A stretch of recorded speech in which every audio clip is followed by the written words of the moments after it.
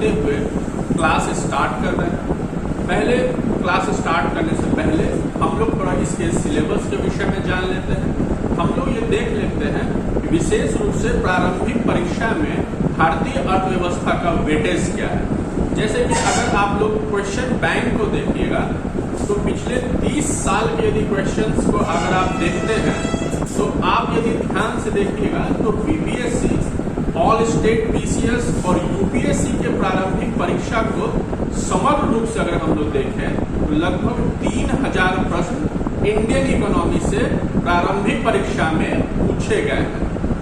अब इन 3000 प्रश्नों का यदि हम लोग विश्लेषण करें तो हम लोग को ये ध्यान में रखना है कि प्रत्येक वर्ष जब भी स्टेट पीसीएस हो या यूपीएससी हो, विशेष रूप से स्टेट पीसीएस में 10 से 12 प्रश्न इंडियन इकोनॉमी में रहते ही रहते हैं। यदि आप लोग एनसीईआरटी का 9 से 12 तक के बुक्स को पढ़े हुए हैं तो प्रारंभिक परीक्षा में, मुख्य परीक्षा की मैं बात नहीं कर रहा हूँ, प्रारंभिक परीक्षा में प्रश्न बनाना काफी सरल होता है।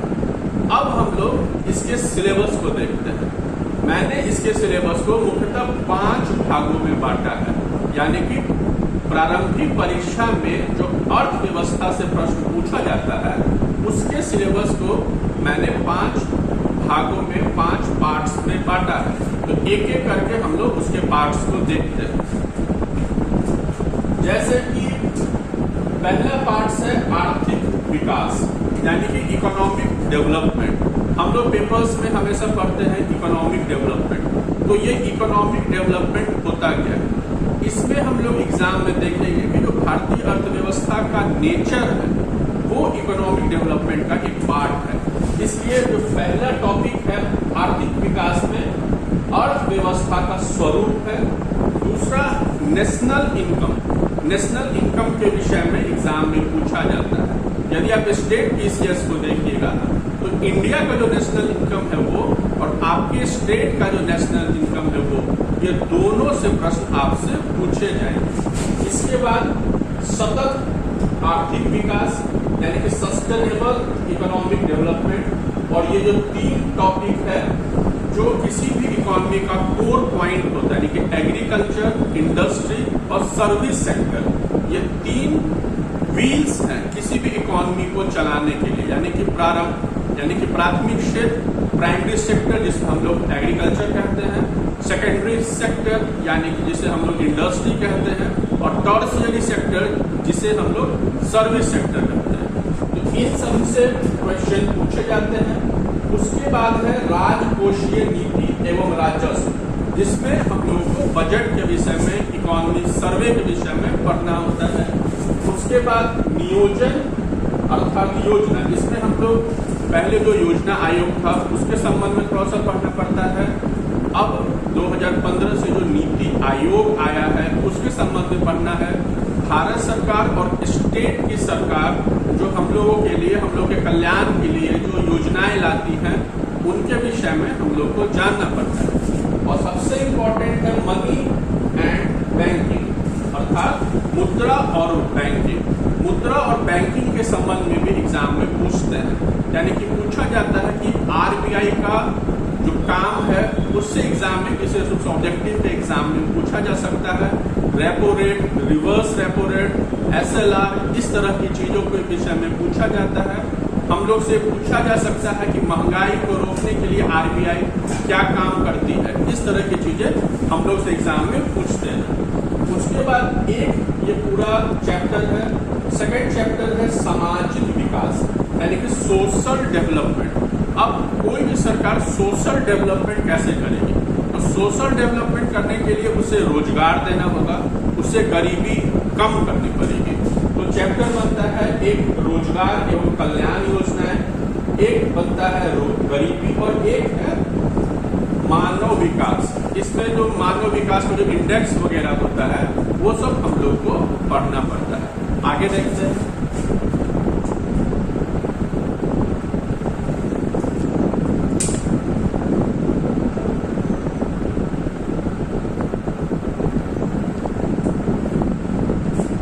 तीसरा है विदेशी क्षेत्र, यहाँ पे विदेशी बदल लिखा हुआ है।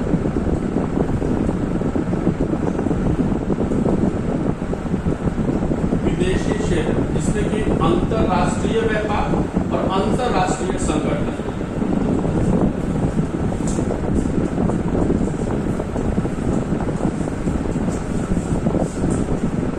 अंतरराष्ट्रीय व्यापार और अंतरराष्ट्रीय संगठन के विषय में हम लोग को जानना होता है। जैसे कि अंतरराष्ट्रीय संगठन में आजकल जो हम लोग वॉर देख रहे हैं रसिया और यूक्रेन के बीच, उसमें हम लोग बार बार यूनाइटेड नेशन की भूमिका के विषय में हम लोग पेपर्स में पढ़ रहे हैं। यूनाइटेड नेशन के विषय में जानना है, इंडियन मॉनेटरी फंड जो है उसके विषय में जानना है, G7 क्या होता है इसके विषय में जानना है, WTO के विषय में जानना है। इन सभी चीजों को हम लोग अंतरराष्ट्रीय संगठन में पढ़ते हैं। उसके बाद एक इजी टॉपिक है जनसांख्यिकी, यानी कि जिसमें हम लोग पॉपुलेशन के बारे में पढ़ते हैं। पॉपुलेशन के तहत कुछ चीजें जैसे कि जनसंख्या घनत्व यानी डेंसिटी, उसके बारे में हम लोग पढ़ते हैं। सेक्स रेशियो अर्थात जेंडर रेशियो, जिसे हम लोग हिंदी में लिंग अनुपात कहते हैं, उसके बारे में पढ़ा जाता है। साक्षरता के बारे में पढ़ा जाता है। तो ये एक काफी इजी चैप्टर है, लेकिन इससे फैक्चुअल क्वेश्चंस काफी बनते हैं। तो जनसंख्या और नगरीकरण यानी पॉपुलेशन और अर्बेनाइजेशन हम लोग भारत और विश्व के संबंध में पढ़ते हैं। और ये मुख्यतः जो 4 कोर पॉइंट है किसी भी इकोनॉमी के लिए, इसके अलावा जो भी प्रश्न आते हैं उसे हम लोग मिसलेनियस अर्थात विविध में रख के पढ़ सकते हैं। जैसे कुछ भी आपसे जो पूछा जाएगा जो किसी एक चैप्टर में नहीं रखा जा सकता, उसे विविध में रख के मिसलेनियस में रख के हम लोग पढ़ेंगे। तो अब हम लोग क्वेश्चंस के माध्यम से देखते हैं कि इंडियन इकोनॉमी में कैसे प्रश्न आपके आने वाली किसी भी प्रारंभिक परीक्षा में पूछे जाएंगे। जैसे कि 5 या 7 मई को जो बीपीएससी PT 67 होने वाला है, उसके लिए ये क्लास इंपॉर्टेंट होगा। अभी उत्तर प्रदेश PCS का जो नोटिफिकेशन आया उसके लिए भी ये क्लास इंपॉर्टेंट हो सकता है।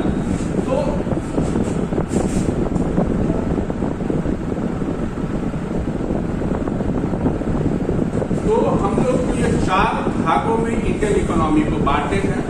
मेरे अनुसार जो सबसे आसान चैप्टर है उससे हम लोग इस क्लास को स्टार्ट करते हैं, क्योंकि जनरली देखा जाता है कि इंडियन इकोनॉमी को स्टूडेंट काफ़ी हार्ड मानते हैं। तो अगर ये हार्ड है तो उसकी शुरुआत थोड़ा इजी चैप्टर से होनी चाहिए, फिर धीरे धीरे हम लोग जो टफ चीज़ें हैं जैसे बजट हो गया, इंडियन इकोनॉमी हो गया, उन सभी चीज़ों को हम लोग टच करेंगे। तो पहला जो चैप्टर है जनसांख्यिकी अर्थात सेंसस।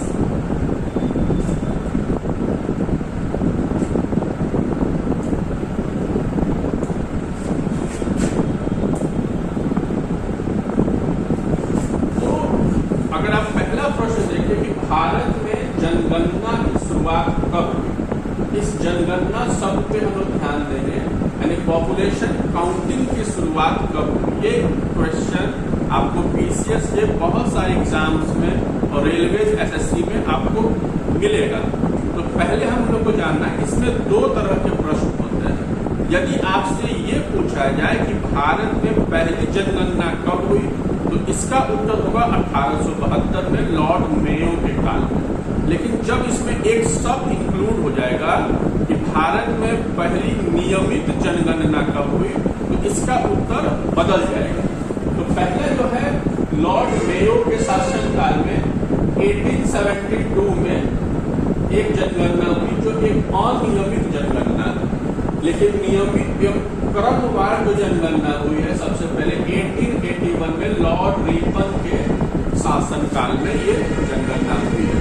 तो ये प्रश्न आपको परीक्षा में अक्सर पॉपुलेशन से संबंधित चीजें पूछी जाएंगी। अब दूसरा एक प्रश्न है जनसांख्यिकीय संक्रमण सिद्धांत। ये पॉपुलेशन से संबंधित एक थ्योरी, डेमोग्राफिक ट्रांजिशन। अब डेमोग्राफिक ट्रांजिशन होता क्या है? तो अगर मेंस को हम लोग ध्यान में रखें तो 2-3 पेजेस में इसे लिखा जा सकता है। आधा घंटा 1 घंटा का इसका अपना एक लेक्चर हो सकता है। लेकिन अगर सिर्फ प्रारंभिक परीक्षा में ध्यान में रखें तो हम लोग को सिर्फ इतना समझना है कि डेमोग्राफिक ट्रांजिशन का मतलब होता है कि समय के साथ साथ जनसंख्या में होने वाला परिवर्तन। यही डेमोग्राफिक ट्रांजिशन होता है, यानी कि समय के साथ साथ जनसंख्या में होने वाला परिवर्तन डेमोग्राफिक ट्रांजिशन होता है। और ये एक थ्योरी है इंडियन इकोनॉमी में, पॉपुलेशन में, जिसे 1929 में वॉरेन थॉम्सन ने, जो अमेरिका के रहने वाले थे, उन्होंने दिया था। तो ये एक थ्योरी है जनसांख्यिकीय संक्रमण सिद्धांत। वॉरेन थॉम्सन ने 1929 में भारत के लिए और पूरे दुनिया के लिए दिया था। इसमें उन्होंने बताया था कि समय के साथ साथ जनसंख्या में एक क्रमिक बदलाव आता है। यदि जैसे कि कोई देश है, अगर वो गरीब है, जैसे यदि हम लोग उदाहरण के रूप में ये माने अफ्रीका महादेश, वो गरीब महादेश है।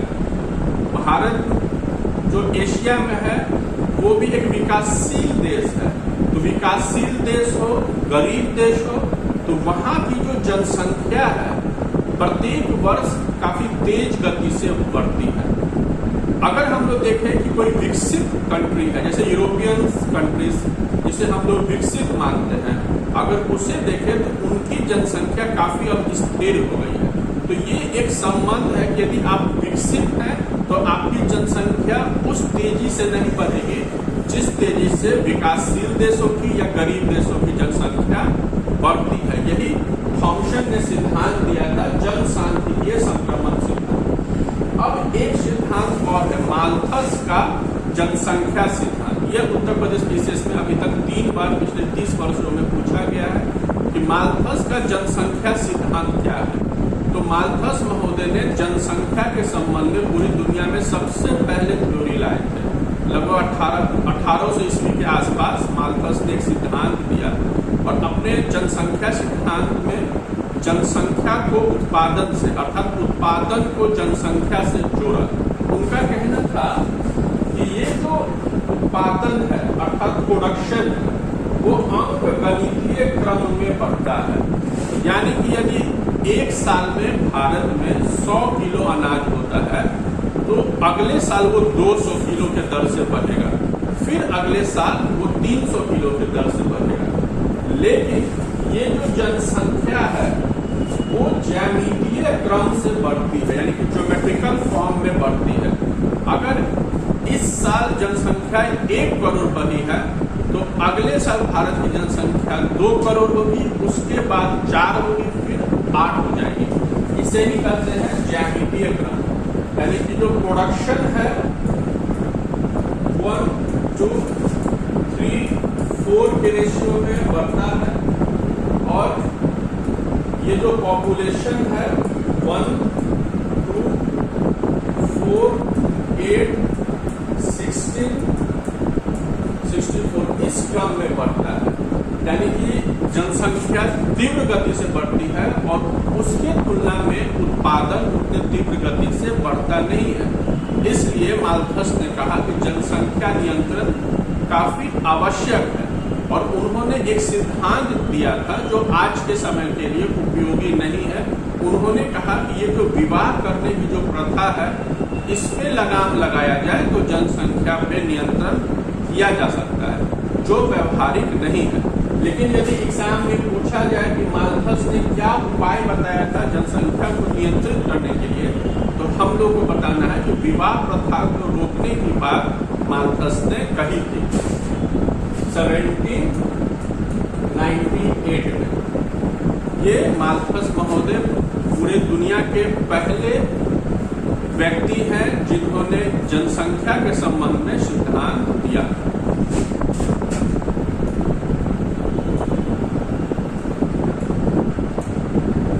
अब अगला प्रश्न है महान विभाजन का वर्ष, ईयर्स ऑफ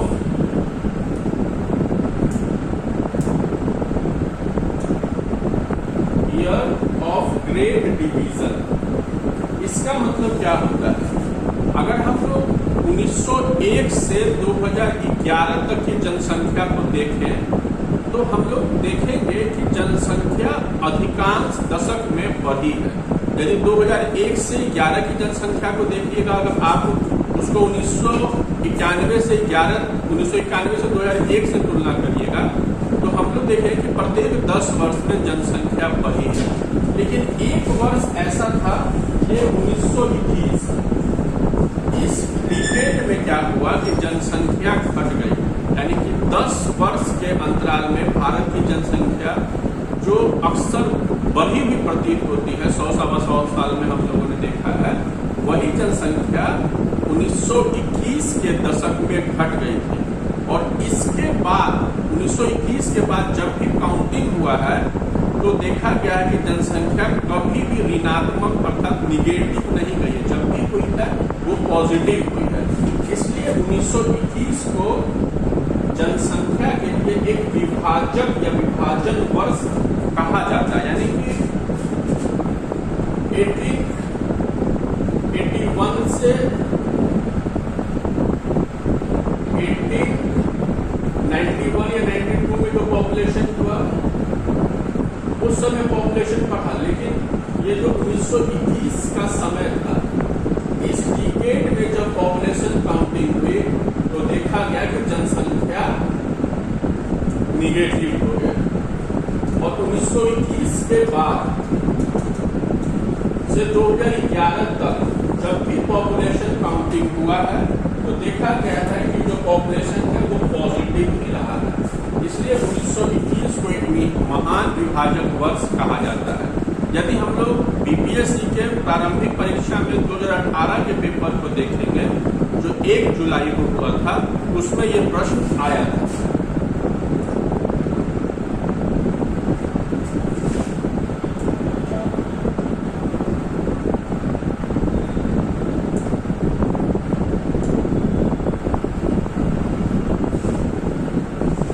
पॉपुलेशन के संबंध में हम लोग को पता है कि उत्तर प्रदेश की जो जनसंख्या है सबसे अधिक है। तो इस तरह के प्रश्न हमारे परीक्षा में पूछे जाते हैं और अक्सर ये प्रश्न हमसे गलत होते हैं क्योंकि प्रश्न सीधा नहीं होता है। इसमें 2-3 ऐसे शब्द को जोड़ा जाता है कि एग्जाम के प्रेशर में हम लोगों से गलतियां होती हैं। अब यदि ये प्रश्न पूछा जाए कि सबसे अधिक जनसंख्या भारत में कहाँ कहाँ है, इन 4 राज्यों में है, तो इसमें देखिए 2-3 शब्द रहेंगे। एक, बढ़ते क्रम में बताइए,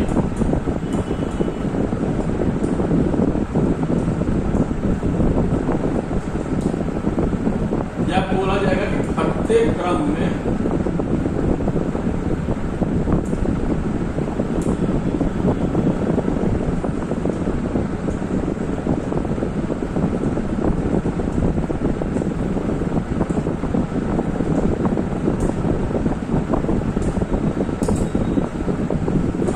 क्रम में बताइए। तो इन 2 शब्दों पे ध्यान रखना है, या बोला जाएगा आरोही क्रम में बताएं या अवरोही क्रम में बताएं। आरोही मतलब बढ़ते क्रम में, अवरोही मतलब घटते क्रम। आरोही का इंग्लिश होगा असेंडिंग ऑर्डर,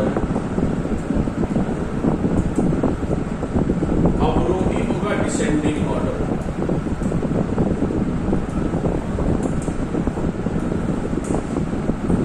तो इन 4 शब्दों पे बढ़ते क्रम में, घटते क्रम यानी कि आरोही या अवरोही, इन सभी शब्दों पे हम लोगों को ध्यान रखना है कि अगर आरोही पूछा जाए तो हम लोग को बढ़ते हुए क्रम में बताना है, यानी जो सबसे छोटा है वो उसके बाद फिर उसके बाद।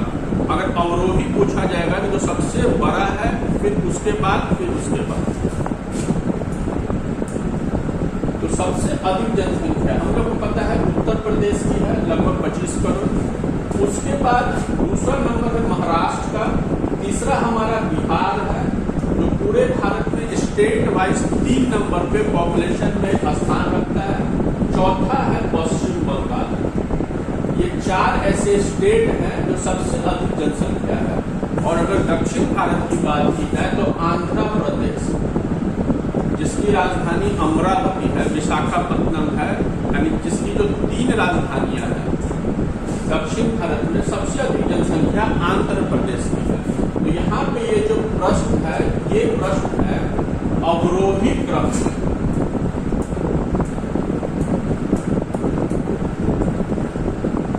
अर्थात डिसेंडिंग ऑर्डर में। ये आपसे घटते हुए क्रम में प्रश्न पूछ रहा है। तो इन 3 शब्दों पे हम लोग को ध्यान रखना है।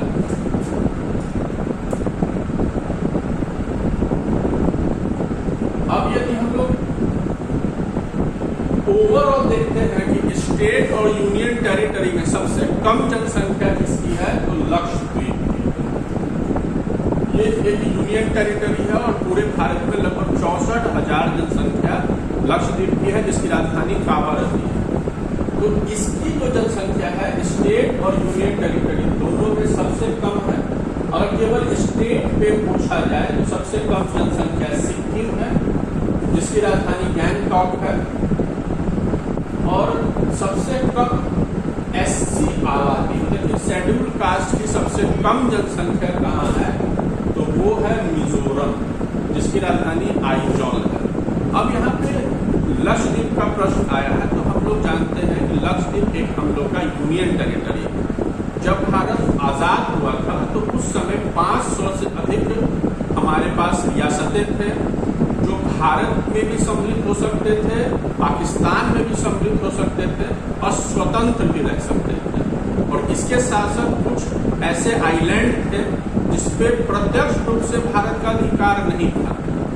तो जब इसके एकीकरण की बात आई तो लक्षद्वीप को जब पटेल साहब ने देखा तो उन्हें लगा कि लक्षद्वीप एक ऐसा आइलैंड है जिसपे भारत अपना अधिकार कर सकता है। अब चूंकि लक्षद्वीप की जो जनसंख्या थी वो ट्राइबलों की थी, ऐसे ट्राइबल जिनका धर्म मुस्लिमों का था, यानी कि इस्लाम धर्म के ट्राइबल वहाँ पे काफी कम संख्या में रहते थे। और लक्षद्वीप को वो लोग लक्का द्वीप कहा करते थे। तो पटेल साहब ने, नेहरू ने ये नेवल को, भारतीय नौसेना को आदेश दिया कि आप आज के ही दिन लक्षद्वीप पे कब्जा कर लीजिए। और जैसे ही भारत की नौसेना उस पर कब्जा की, उसके आधे घंटे के बाद पाकिस्तान की भी नौसेना उस पर कब्जा करने के लिए आ गई। यानी कि यदि 30 मिनट से 35 मिनट यदि लेट हो जाता तो ये लक्षद्वीप भारत का नहीं पाकिस्तान का हो जाता। तो ये एक दिलचस्प कहानी है लक्षद्वीप का, कि किस प्रकार लक्षद्वीप को भारत में मिलाया गया था। सिक्किम के बारे में भी हम लोग जानते हैं कि सिक्किम कभी एक देश हुआ करता था, जिसे 1975 में इंदिरा गांधी की गवर्नमेंट ने 36वें संविधान संशोधन के तहत भारत का 22वां राज्य बनाया था। इसकी जो भौगोलिक स्थिति है काफी महत्वपूर्ण है, इसलिए अगर सिक्किम को भारत नहीं मिलाता तो हो सकता था चाइना जिस प्रकार तिब्बत पे कब्जा किया है, सिक्किम पे भी कब्जा कर सकता था।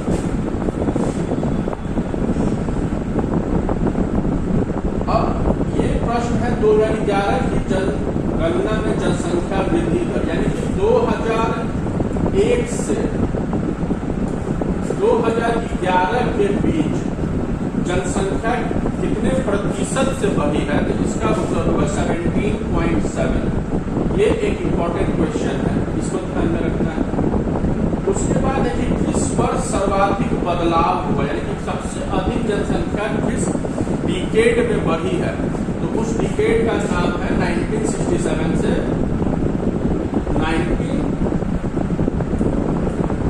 1971। 1961 से 1971 के बीच लगभग 25% से के रेशियो से जनसंख्या बढ़ी है। और 71 के बाद जब जब जनसंख्या हुई है तो 10 वर्षों में जनसंख्या पिछले 10 वर्षों की तुलना में ऋणात्मक रही है, अर्थात घटती रही है। तो ये भी हम लोग को ध्यान में रखना है कि 1971 के बाद निरंतर जनसंख्या में पिछले 10 वर्ष की तुलना में गिरावट आई है।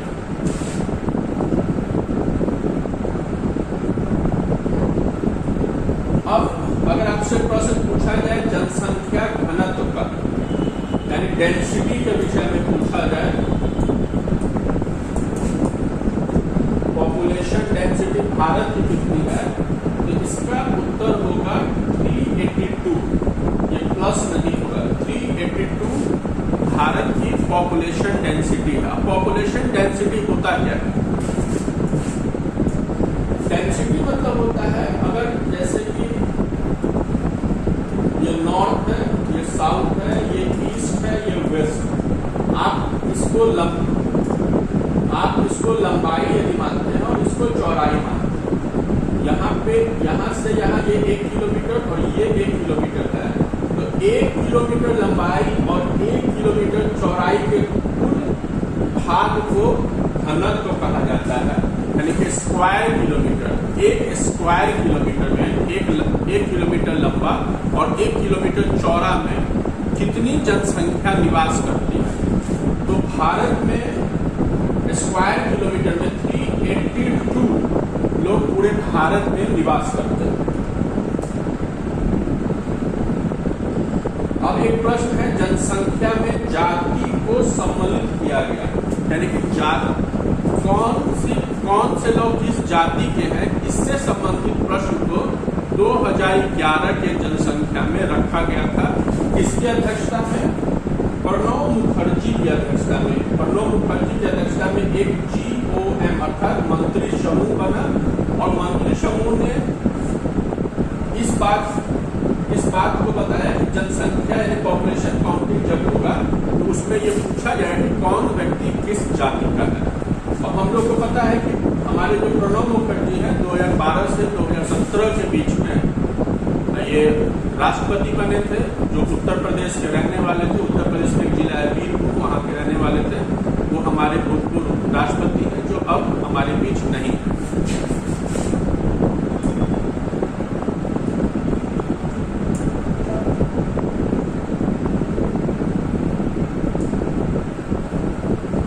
अब अगला प्रश्न है कि सर्वाधिक जनसंख्या घनत्व, यानी कि स्टेट वाइज यदि प्रश्न पूछा जाए कि सबसे अधिक जनसंख्या घनत्व पॉपुलेशन डेंसिटी किस स्टेट की है, उसका 1 नंबर पे होगा बिहार, यानी कि 1106 लोग 1 स्क्वायर किलोमीटर में रहते हैं। दूसरा आंसर है बंगाल, तीसरा है केरल और चौथा है उत्तर प्रदेश। इन 4 स्टेट के विषय में हम लोग को जानना जरूरी है कि सबसे अधिक जनसंख्या घनत्व, इसे आम बोलचाल की भाषा में कह सकते हैं। यदि स्टेट वाइज देखिए तो बिहार स्टेट में सबसे अधिक भीड़ भाड़ रहता है, क्योंकि यहाँ 1 स्क्वायर किलोमीटर में 1106 व्यक्ति रहते हैं। इसके बाद बंगाल है। जब 2001 का काउंटिंग हुआ था तो पूरे भारत में बंगाल सर्वाधिक जनसंख्या घनत्व वाला स्टेट था, लेकिन 2011 के काउंटिंग में अब बिहार सबसे अधिक जनसंख्या घनत्व वाला स्टेट है। उसके बाद केरल है, उसके बाद उत्तर प्रदेश है। अब ये यूनियन टेरिटरी से संबंधित प्रश्न है, केंद्र शासित प्रदेश से संबंधित प्रश्न है कि सबसे अधिक जनसंख्या घनत्व किस केंद्र शासित प्रदेश में, यानी अवरोही क्रम में यदि हम लोग इसे सजाते हैं, डिसेंडिंग ऑर्डर में सजाते हैं तो दिल्ली 1 नंबर पे है, फिर चंडीगढ़ है, फिर पुडुचेरी है, फिर दमन एवं दीव है। इसे अब दमन एवं दीव और दादरा नगर हवेली सम्मिलित रूप से कहते हैं। तो सबसे अधिक जो जनसंख्या घनत्व है इस दिल्ली का है। अगर स्टेट वाइज और यूनियन टेरिटरी दोनों को मिला दिया जाए तो सबसे अधिक जनसंख्या घनत्व यदि किसी की है तो दिल्ली की है।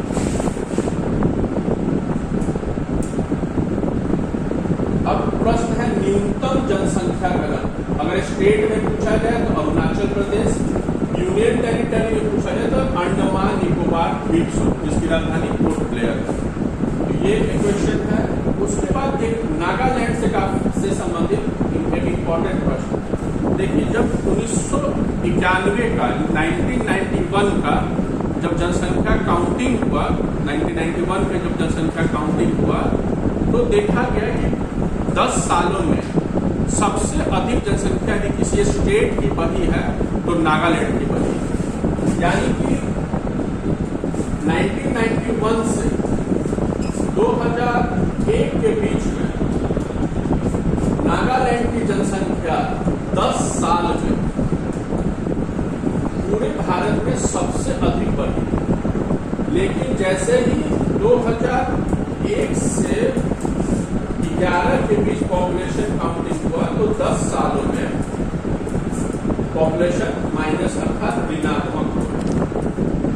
ये एक ड्रास्टिक चेंज नागालैंड का आया और देखा गया कि वो स्टेट जिसकी जनसंख्या 10 सालों में सबसे अधिक बढ़ी, उसकी ही जनसंख्या 10 सालों में ऋणात्मक हो गई, यानी कि विगत 10 वर्षों में उसने अपने जनसंख्या को बढ़ने ही नहीं दिया। तो ये एक अच्छी बात है कि कोई स्टेट अपने गलतियों से सीख लेता है। अब जैसे हम लोग को पता है कि अनुच्छेद 370 का संबंध कभी जम्मू कश्मीर से हुआ करता था और हम लोग को ये भी जानना चाहिए कि अनुच्छेद 371 का संबंध नागालैंड से है।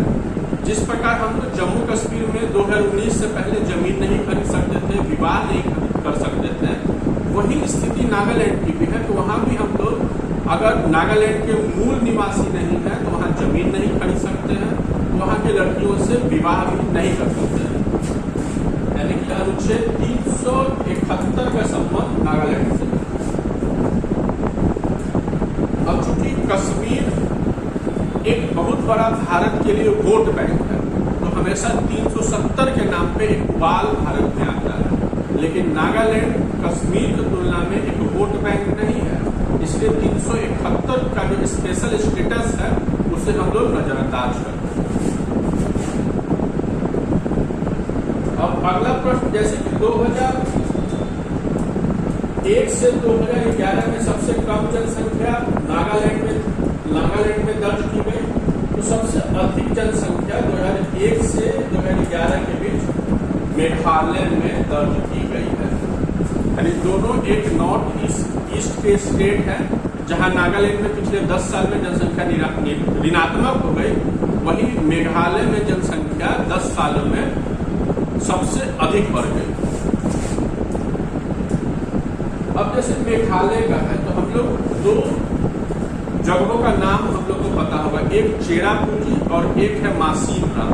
ये दोनों के दोनों मेघालय में पड़ते हैं, खासी हिल्स में। एक खासी हिल्स, पूर्वी खासी हिल्स वहाँ का एक जिला है, उसी जिले में चेरापूंजी भी है और उसी जिले में मासीन राम भी है।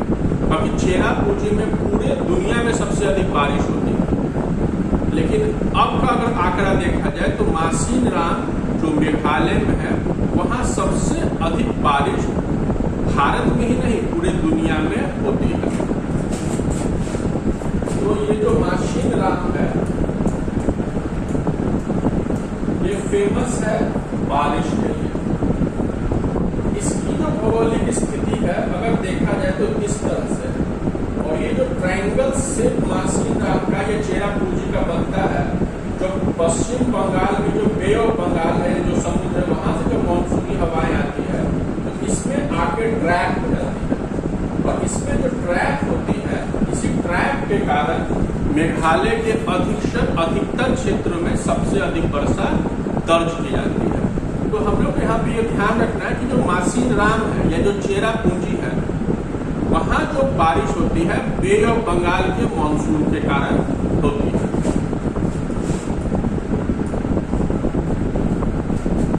अब अगला एक फैक्ट है कि संयुक्त राष्ट्र के अनुसार विश्व जनसंख्या का कितना प्रतिशत शहरी क्षेत्रों में रहता है, तो इसका आंसर होगा 55%।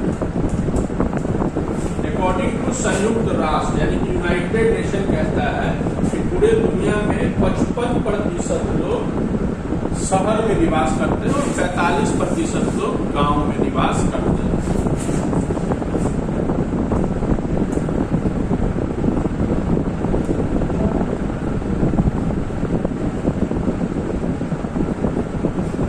अब क्वेश्चन है पॉपुलेशन में क्षेत्र से संबंधित, यानी कि एरिया किस स्टेट का सबसे अधिक है। तो हम लोग को पता है भारत में यदि स्टेट वाइज देखते हैं कि सबसे अधिक जो क्षेत्र है वो राजस्थान का है। अधिकतर लोग दूसरा नंबर महाराष्ट्र का बताते हैं, जबकि सच्चाई ये है कि दूसरे नंबर पे हमारा मध्य प्रदेश है, तीसरे नंबर पे महाराष्ट्र है। तो ये तीन हम लोग को जानना है, राजस्थान,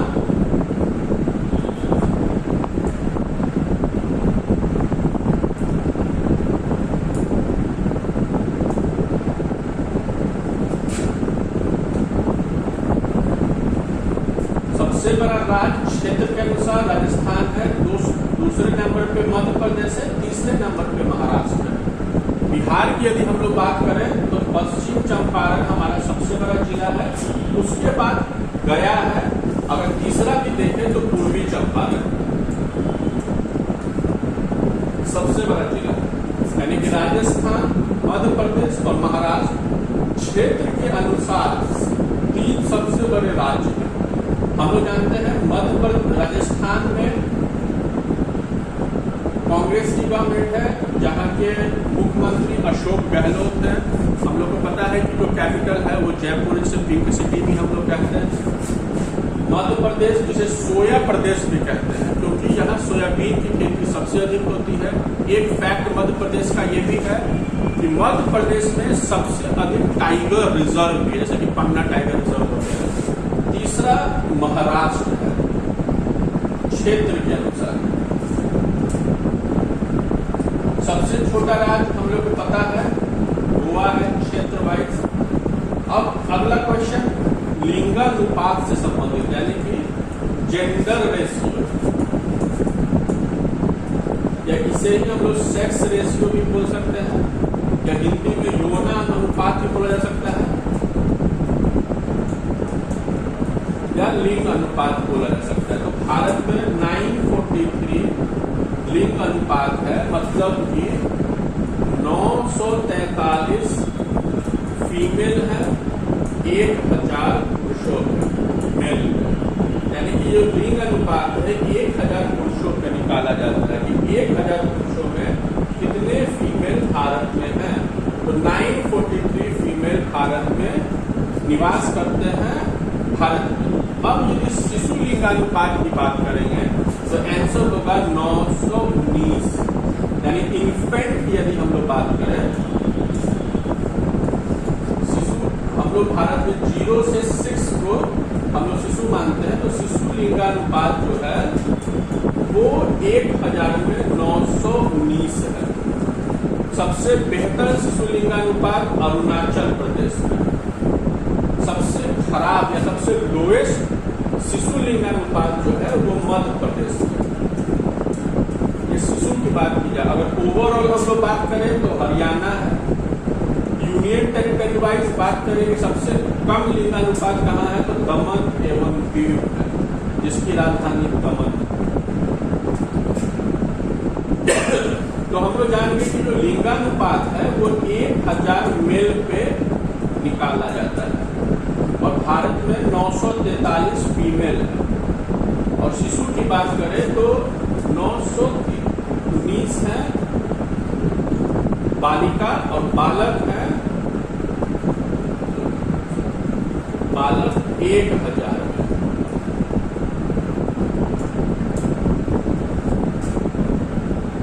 सबसे बेहतर स्थिति अरुणाचल प्रदेश की है, सबसे खराब स्थिति मध्य प्रदेश की है लिंगानुपात में।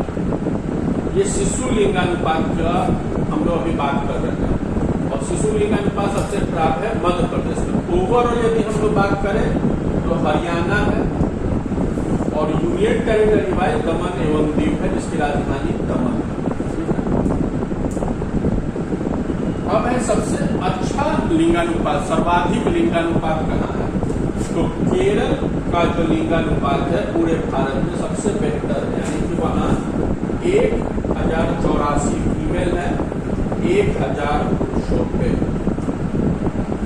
दूसरे नंबर पे भी साउथ का तमिलनाडु है, तीसरे नंबर पे आंध्र प्रदेश है। नॉर्थ ईस्ट में सबसे अच्छी स्थिति मेघालय की है। यूनियन टेरिटरी वाइज सबसे अच्छी स्थिति पौंडीचेरी की है। तो यहाँ पे 4-5 प्रश्न बनते हैं। सबसे बेहतर लिंगानुपात केरल का है, नंबर 2 पे तमिलनाडु है, नंबर 3 पे आंध्र प्रदेश। ये 3 हम लोग एकदम याद रखना है, क्योंकि एग्जाम में केरल तो बहुत बार पूछा है। नंबर 2 पे पूछा जा सकता है, नंबर 3 का पूछा जा सकता है लिंगानुपात। यानी कि साउथ का जो सेक्स रेशियो है काफी बेहतर है, और हम लोग को पता है कि जो पौंडीचेरी है ये भी तमिलनाडु से ही संबंधित है, तो इसका भी लिंगानुपात काफी बेहतर है। और नॉर्थ ईस्ट में मेघालय का लिंगानुपात सबसे बेहतर है।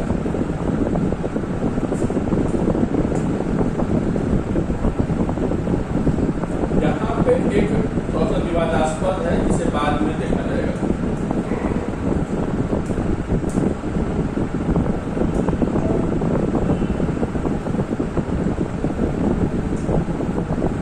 अब अगला प्रश्न है बाल लिंगानुपात।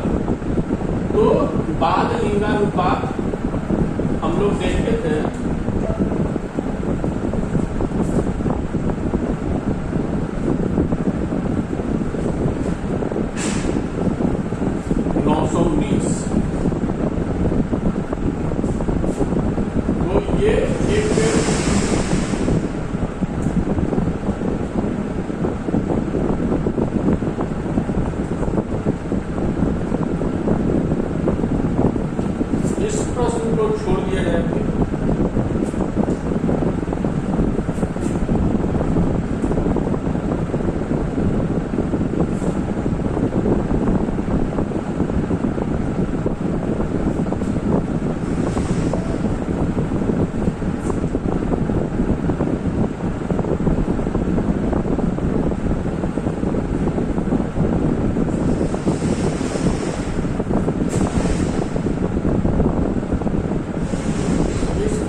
छोड़ दिया जाए।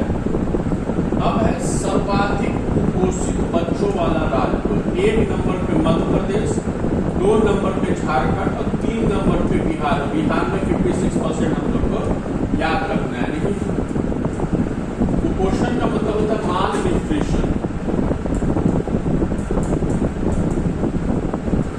यानी कि सर्वाधिक कुपोषित बच्चों वाला राज्य कौन है? सर्वाधिक कुपोषित बच्चों वाला राज्य मध्य प्रदेश है, 2 नंबर पे झारखंड है और 3 नंबर पे बिहार। अब शिशु मृत्यु दर की बात की जाए तो शिशु मृत्यु दर का मतलब पहले हम लोग समझना है कि होता क्या है। यानी कि अगर 1000 बच्चे जन्म लेते हैं और उसमें से यदि 44 लोग बच्चे मर जाते हैं, तो यही है शिशु लिंगानुपात। लेकिन इसमें भी एक चीज हम लोग को ध्यान में रखना है, एक वर्ष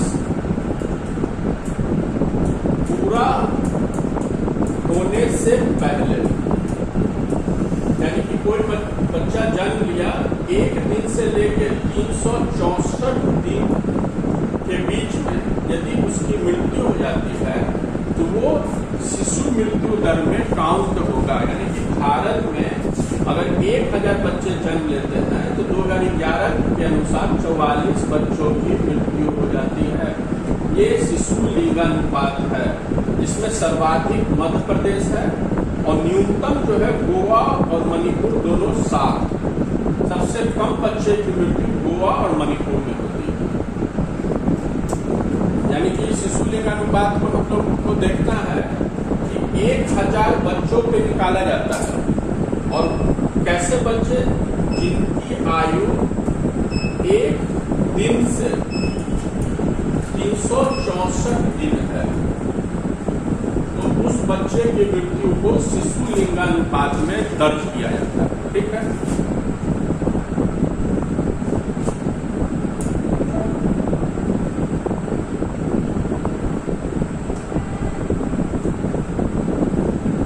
अब अगला प्रश्न है highest Buddhist populated state in India. यानी कि इंडिया में सबसे अधिक बौद्ध धर्म को मानने वाले लोग कहाँ रहते हैं? तो उसका उत्तर होगा महाराष्ट्र। महाराष्ट्र में सबसे अधिक बौद्ध धर्म को मानने वाले लोग, यानी लगभग 1% लोग रहते हैं। ये बौद्ध धर्म हम लोग को पता है कि जो सनातन धर्म, जिसे आज हिंदू धर्म कहा जाता है, उसी का एक ब्रांच है। उसी का ब्रांच जैन धर्म भी है, उसी का ब्रांच शाक्त धर्म, शैव धर्म भी है। तो ये जो बौद्ध धर्म है, जिसकी स्थापना महात्मा बुद्ध ने की थी, इस बौद्ध धर्म को मानने वाले लोग सबसे अधिक महाराष्ट्र में निवास करते हैं, प्रतिशत वाइज। ये ध्यान रखना है। अब अगला क्वेश्चन ये पूछ रहा है कि मान लिया जाए कि पूरे दुनिया में, पूरे वर्ल्ड में 100 कट्ठा जमीन, हम लोग बिहार में जमीन को कट्ठे में नापते हैं, तो मान लीजिए पूरे दुनिया में 100 कट्ठा जमीन है, तो इस 100 कट्ठे जमीन पे, इस 100 कट्ठा जमीन में भारत को कितना मिला है। तो मान लिया जाए कि पूरा जो जमीन है वो 100 कट्ठा है,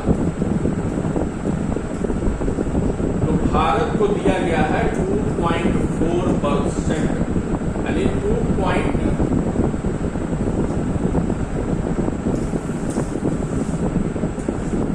100 कट्ठा में 2.4 कट्ठा जमीन भारत को दिया गया है। ये आपसे पूछा जाएगा कि पूरी दुनिया की पूरी दुनिया के पास जो जमीन है उसमें से कितना प्रतिशत जमीन भारत के पास है, तो आंसर होगा 2.4%। यानी कि अगर जमीन 100% है पूरी दुनिया के पास तो उसका 2.4% जमीन भारत के पास है। अब इसकी तुलना पॉपुलेशन से किया जाएगा, तो हम लोग ये देखते हैं कि मान लिया जाए कि पूरे दुनिया में 100 लोग रहते हैं, तो भारत में लगभग 17.5 लोग निवास करते हैं अकॉर्डिंग टू 2011। यहाँ पे ये गलत है, 17.5, यानी कि पूरी दुनिया में 100 लोग हैं तो उसका 17.5% लोग भारत में निवास करते हैं। अब इसकी तुलना जमीन से की जाए तो हम लोग के पास 2.4 जमीन है और इस 2.4 में 17.5 लोग रहते हैं। ये हम लोग को ध्यान रखना है, यानी कि 100% जो जमीन है उस 100% में 2.4 जमीन हम लोग के पास उपलब्ध है। ये चीज यानी कि हम लोग के पास जमीन कम है, जनसंख्या ज्यादा है।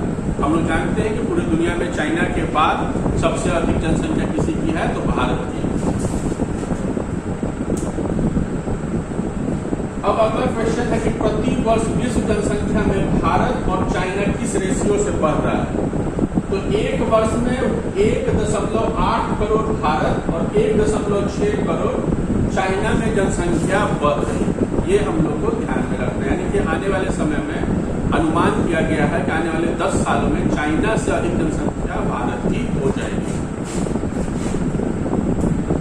पानी का व्यवस्था होगा, पानी व्यवस्था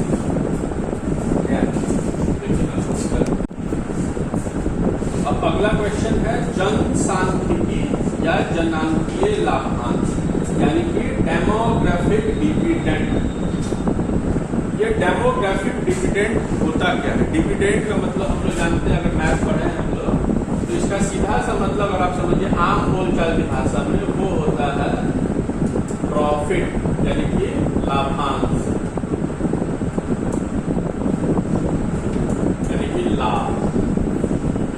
ये डेमोग्राफिक डिविडेंड क्या है? यानी कि कहना चाह रहा है कि जनसंख्या जो लाभ की स्थिति में है, यदि भारत की जनसंख्या अगर हम लोग देखें तो लाभ की स्थिति में है। अगर ये प्रश्न हम लोग करते हैं तो कैसे साबित करेंगे कि जो भारत की जो जनसंख्या है वो लाभ की स्थिति में है। अगर जनसंख्या, यूनाइटेड नेशन कहता है कि यदि जनसंख्या 15 वर्ष से 64 वर्ष के बीच में है सबसे अधिक, तो उस देश की जो जनसंख्या है डेमोग्राफिक डिविडेंड में होती है। और यूनाइटेड नेशन 15 से 64 वर्ष के लोगों को कार्यशील जनसंख्या, यानी कि जो ऐसी जनसंख्या जो काम कर सकती है, और जो जनसंख्या जितनी ज़्यादा काम करेगी वो डेमोग्राफिक डिविडेंड में आएगी। तो यूनाइटेड नेशन के अनुसार 15 से 64 और भारत के अनुसार 15 से 59 की जो जनसंख्या है वो कार्यशील जनसंख्या है। ये जनसंख्या सबसे अधिक कार्य करती है। और हम लोग जानते हैं कि इस वर्ष को ध्यान में रखिए या इसको ध्यान में रखिए, सबसे अधिक जनसंख्या इन्हीं लोगों की भारत में निवास करती है। इसलिए भारत को सबसे युवा देश पूरी दुनिया में कहा जाता है। और युवा देश है तो हम लोग डेमोग्राफी के अनुसार डिविडेंड की स्थिति में, यानी कि ऐसी अवस्था जिसमें कोई देश स्वयं के कुल के जनसंख्या के कारण लाभ की स्थिति में हो, यानी कि काम करने वालों की जो तादाद हो ज्यादा हो। और भारत में जनसंख्या जो है काम करने वालों की है, यानी 15 से 59 के बीच की जो जनसंख्या है भारत में सबसे अधिक है। इसलिए भारत की जो स्थिति है वो डेमोग्राफिक डिविडेंड की है, और जिस देश में डेमोग्राफिक डिविडेंड होगा उसकी स्थिति अन्य देशों की तुलना में अधिक होगी। जैसे जापान एक डेवलप्ड कंट्री है, लेकिन वो डेमोग्राफिक डिविडेंड में नहीं है, क्योंकि उसकी जनसंख्या धीरे धीरे बूढ़ी होती जा रही है।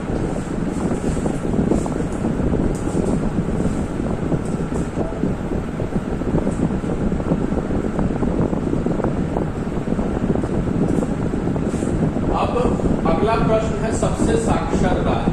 हम लोग को पता है कि सबसे साक्षर राज्य केरल है, ये एक घिसा पिटा प्रश्न हो चुका है। नंबर तो बहुत कम लोगों को पता है, तो मिजोरम जो है सबसे कम साक्षर राज्य है।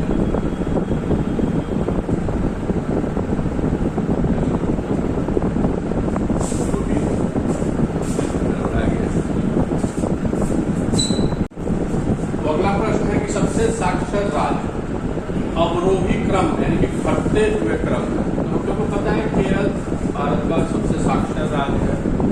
नंबर 2 पे मिजोरम है, यही हम लोग को याद रखना है। नंबर 2 एग्जाम में पूछता है या पूछेगा, तो नंबर 2 है मिजोरम, नंबर 3 है गोवा और नंबर 4 है त्रिपुरा। ये 4 ऐसे राज्य हैं जो सबसे साक्षर है। और यहाँ पे एक ध्यान देने वाली बात है, मिजोरम, गोवा और त्रिपुरा पहले यूनियन टेरिटरी थे, बाद में इन्हें स्टेट का दर्जा मिला था। गोवा 1961 में पुर्तगाल से आजाद हुआ, और मिजोरम और त्रिपुरा जब भारत के एकीकरण में आए तो पहले इन्हें यूनियन टेरिटरी का यानी केंद्र शासित प्रदेश का दर्जा दिया गया, उसके बाद स्टेट का दर्जा दिया गया। अब जैसे कि बात यहाँ है साक्षर या साक्षरता, तो इसका मतलब होता क्या है? साक्षरता यानी कि लिटरेसी। भारत में हम लोग साक्षर किसे कहेंगे? जिसकी एज कम से कम 7 वर्ष या उससे अधिक है, और वो यदि उसका नाम राम है तो वो राम ऐसे लिख दे और राम बोल दे तो वो भारत में साक्षर है।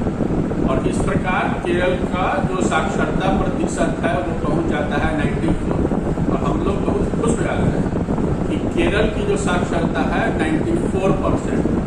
जैसे कि भारत की जो साक्षरता है 2011 में 73%, और सरकार बहुत खुश हो गई कि हम लोग 8-10% के रेशियो से हम लोग अपने साक्षरता को बढ़ाए हैं। लेकिन सच्चाई ये है, यदि कोई बच्चा है 7 वर्ष का और उसका नाम है राम, और राम बोल देगा, राम लिख देगा, तो वो साक्षर हो जाएगा। यहाँ पे हम लोग को ध्यान रखना है कि साक्षरता और एजुकेशन में अंतर समझे। इस भारत में क्या किया जाए, तो एक बार फिर से देख लेते हैं कि साक्षर और शिक्षित इसमें अंतर है। साक्षर वो है जो एक भाषा जानता, मैंने हिंदी थोड़ा बहुत जानता है और थोड़ा बहुत हिंदी लिख देगा, थोड़ा बहुत हिंदी को समझा देगा या बोल देगा, नाम अपना नाम बोल देगा, अपने पापा का नाम बोल देगा, तो साक्षर हो जाएगा। और उसका 7 वर्ष मिनिमम होना चाहिए या उससे ज़्यादा होना चाहिए। यानी कि यदि किसी का एज 5 साल का है और उसका नाम राम है तो राम बोल देगा तो वो साक्षर नहीं होगा, क्योंकि उसका एज साक्षर नहीं हो, उसका एज अभी 7 साल नहीं हुआ है। तो आपको साक्षर होने के लिए 7 वर्ष का होना होगा, तो वो साक्षर हो जाएगा भारत में। अब साक्षरता यानी साक्षर और शिक्षित, शिक्षित में अंतर है। यानी कि एक होता है लिटरेट एक होता है एजुकेटेड, इस दोनों में डिफरेंस। एजुकेटेड कौन होगा? जो अपने साक्षरता से, जो अपने शिक्षा से रोजगार प्राप्त कर ले, यानी कि पैसा कमाना शुरू कर दे, या तो सरकारी नौकरी में चला जाए या अपना वो कुछ निजी व्यवसाय शुरू कर दे, यानी कि उसका जो मूलभूत जीवन जीने की आवश्यकता है उसे वो पूरा कर दे, तो वो शिक्षित कहलाता है। यानी कि उसके पास डिग्री होना चाहिए। अगर उसके पास डिग्री है तो वो साक्षर हो गया, आप शिक्षित हो गया, आप इसे ऐसे भी कह सकते हैं। अब जो शिक्षित है और काफी ज्यादा वो शिक्षित हो गया तो फिलोसफर हो जाता है, वो दार्शनिक हो जाता है, विचार देने लगता है कि ऐसे करेंगे तो देश में ऐसा हो जाएगा, वैसे करेंगे तो देश में वैसा हो जाएगा। और एक होता है इनलाइटेंड मैन, यानी कि जिसके पास प्रबोधन प्राप्त हो गया, जैसे कि महात्मा बुद्ध, यानी कि उनके पास एक ऐसा विचार था कि उस विचार से वो देश को, समाज को बदल सकते थे। तो ये चार स्थिति होती है बुद्धि की। एक प्राइमरी स्टेज होता है साक्षरता, उसके बाद होता है शिक्षित होना, तीसरा होता है आप फिलोसफर हो जाइए, चौथा होता है इनलाइटेंड मैन यानी महात्मा बुद्ध हो जाइए। तो भारत में 73% साक्षरता है और इसमें सबसे बेहतर साक्षरता केरल की है। ये हम लोग को ध्यान में रखना है। अब सबसे कम साक्षरता, इसमें बताने का बातें नहीं है, इसमें सबसे कम साक्षरता बिहार का होगा। बिहार सबसे कम साक्षर स्टेट है, उसके बाद अरुणाचल प्रदेश है, 3 नंबर पे राजस्थान है, 4 नंबर पे झारखंड है, 5 नंबर पे साउथ का आंध्र प्रदेश है। तो एक बार एग्जाम में पूछा था कि सबसे कम महिला कहाँ शिक्षित, यानी सबसे कम महिला कहाँ साक्षर है, तो उसका उत्तर जो आया था वो राजस्थान आया था। लेकिन अभी आप 2011 का सेंसस देखिएगा तो अभी भी आंसर बिहार ही होना चाहिए। तो 2011 के सेंसस से एग्जाम में प्रश्न पूछता है, तो 2011 के अनुसार सबसे कम साक्षर पुरुष हो या महिला हो, दोनों बिहार में है। तो राजस्थान अभी सही नहीं होगा। अब यूनियन टेरिटरी में सबसे अधिक साक्षरता लक्षद्वीप की है, जहां पॉपुलेशन 1 लाख से भी कम है।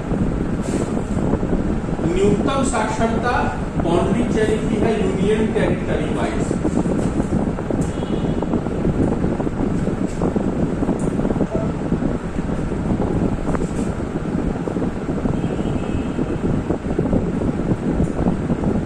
अब यहाँ पे पौंडीचेरी का बात आया है तो एक चीज हम लोग को ध्यान में रखना है पौंडीचेरी का,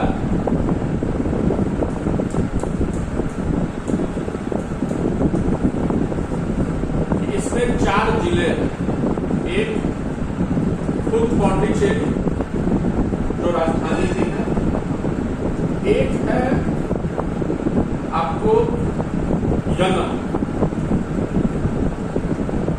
एक है करेकल या कराईकल भी बोलते हैं, और एक है माहे।